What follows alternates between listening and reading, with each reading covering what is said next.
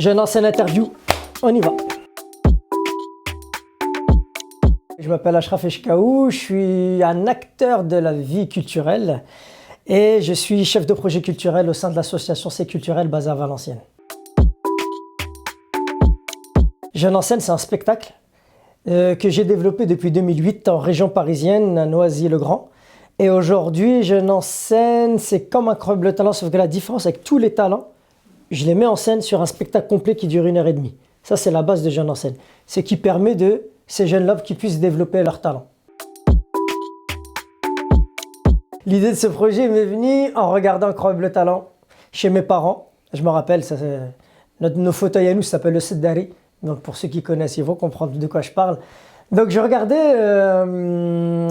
Incroyable Talent et moi je me suis dit, pourquoi on ne réunirait pas tous les talents dans un seul bloc au lieu de faire une succession de numéros et qu'un seul vainqueur. Donc la base, elle est partie que de là. Tout le monde peut y participer, celui qui a un talent scénique. Et il faut être âgé entre 13 et 30 ans. 13-30, c'est plus petit, ça va être compliqué parce que avec des répétitions, parce qu'il y a un vrai travail artistique. Pour entrer dans une condition artistique, il faut avoir un minimum de tempérament, un minimum d'audace, etc. Et je pense que les jeunes de 13 ans aujourd'hui, ils ont beaucoup d'audace. Et 30 ans, tu as une certaine expérience intellectuelle et tu es plus posé. Donc c'est une belle tranche, 13-30 ans. Jeune en scène, ça va se passer le 7, 8, 9 janvier à Between Village. Et tous les artistes qui souhaitent s'inscrire, rendez-vous sur weo.fr pour s'inscrire ou sur mon Instagram hproject59. Mon rôle dans le projet Jeune en scène, il est très simple. Je suis producteur, c'est moi qui paye tout. Je suis directeur artistique, parce que c'est moi qui va mener toutes les équipes qui seront sur le plateau, sur le projet. Et je suis le metteur en scène du spectacle. Et tout ceci, je ne le fais pas seul parce que je serai accompagné de beatmakers, je serai accompagné d'ingénieurs du son, je serai accompagné d'un réalisateur, je serai accompagné aussi d'un agent de communication, marketing, etc. Et de mon ami, j'appelle l'homme de l'ombre, mais mon chaman, on va dire. Un clin d'œil pour lui. Jeune en scène, je devais le réaliser en 2019. J'avais lancé les auditions, etc. On a même fait le spectacle. On a même enregistré chez Esprit Freestyle les sons des années 2019-2020. Et ça n'a pas pu se faire à cause de quoi? Du Covid. Et on repoussait, on reportait. Mais après, j'ai carrément arrêté. Et arrivé en avril 2021, il y a eu un confinement. Tout le monde était en confinement par rapport aux vacances scolaires, donc tout a été décalé. Et là, je me suis dit, j'ai re-regardé, il y avait une spéciale Incroyable Talent à la télé. J'ai re-regardé et là, je me suis dit, pourquoi je ne le transformerais pas en émission de télé, qui serait une plus-value. D'accord, j'ai écrit le dossier, puis après, j'ai été le présenter aux chaînes de télé. J'ai été le présenter à Énergie 12, j'ai été le présenter à TF1, j'ai été le présenter à H2O Productions. J'ai été rencontrer le PDG de WEO. Et ensuite, je me suis dit, à mon avis, il faudrait que je le produise moi-même. Et pourquoi ce ne serait pas eux qui le diffusent? Donc j'ai rappelé EO et on s'est mis d'accord là-dessus. C'est-à-dire que moi, je m'occupe de tout ce qui est production dans sa globalité. Et eux, ils diffusent, on leur apporte la matière pour qu'ils puissent diffuser. L'Imaginaire, à Douche-les-Mines, c'est une grande salle de spectacle. Énergie, Contact FM, Skyrock. Au niveau de la radio, ça c'est l'impact, c'est de là où les jeunes écoutent et s'inscrivent, même les parents. Il y a la Voix du Nord aussi, ça c'est plus partie communication. Esprit Freestyle qui sera encore en partenariat avec mon réalisateur. Il y a Red Bull, Toyota, Saint-Amand, mais ça c'est plus pour la partie émission de télé globale. Après j'ai des amis comme Popeye, qui est un très grand ingénieur du son, pour ceux qui connaissent. Il a fait l'album de Niska, Soprano, Booba, Frisk Orleans, Nino. Il a même travaillé avec 50 Cent et Snoop Doggy Dogg. Et lui, la particularité, sa force, c'est qu'il est ingénieur du son scénique et ingénieur du son studio. Mais il est très connu. Après, j'ai des artistes. Voilà. La marraine de Jeune en scène, c'est l'égérie, on va dire, de Jeune en scène, c'est Fabienne Cara. Elle a fait Plus belle la vie. Section de recherche, Danse avec les stars, et voilà quoi. Donc elle est actrice, chanteuse, etc. Donc c'est la meilleure marraine que je puisse avoir. Et elle bosse à TF1. Le jury, il n'y a personne qui le sait. Il n'y a que moi qui sais qui est jury.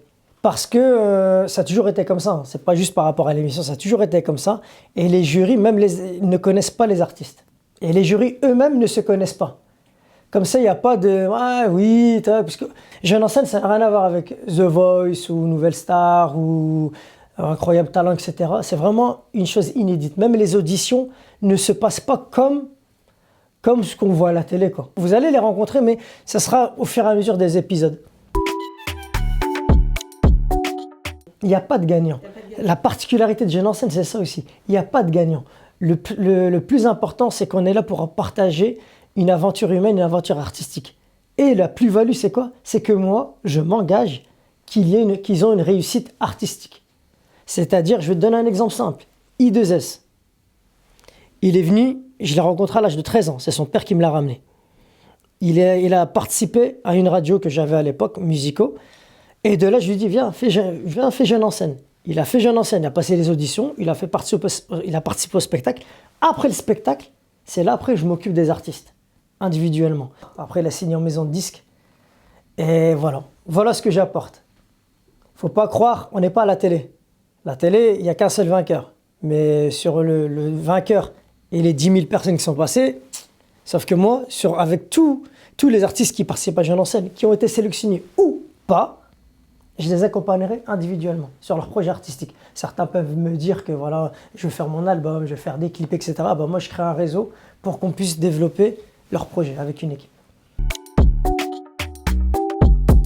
Au niveau des artistes, il y aura... Oh, mais j'ai le droit de le dire, ça, c'est ça le problème.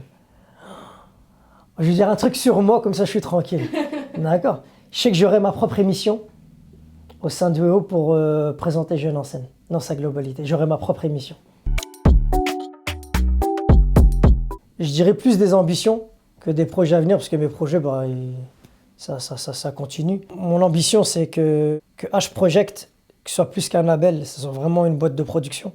Là, c'est un label, et que ça devient vraiment une boîte de production où on puisse développer les projets des gens du Nord, parce qu'il y a beaucoup de talent. Regardez vous-même qui êtes là, vous êtes dans le journalisme, vous travaillez avec l'association Esprit Freestyle, avec qui je bosse depuis longtemps, que je connais depuis longtemps, et on s'est toujours partagé voilà, nos connaissances, nos savoir-faire. J'aimerais bien que H Project soit vraiment une grosse société de production pour la jeunesse.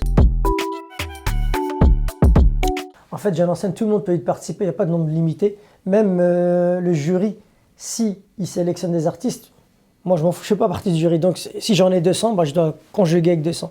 Mon maximum que j'ai eu, c'était mon premier Jeune en scène en 2008.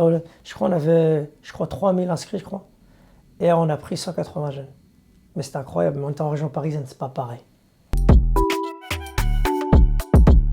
Le seul mot de la fin que je pourrais dire, c'est que c'est un projet pour tous les jeunes.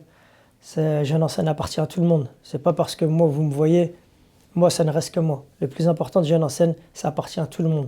Tous ceux qui veulent y adhérer, tous ceux qui veulent y contribuer sont là pour. Et je serai là pour eux aussi. C'est ça le but principal. Que ce soit une aventure humaine, une aventure artistique, et qu'on la suive et qu'on la fasse tous ensemble.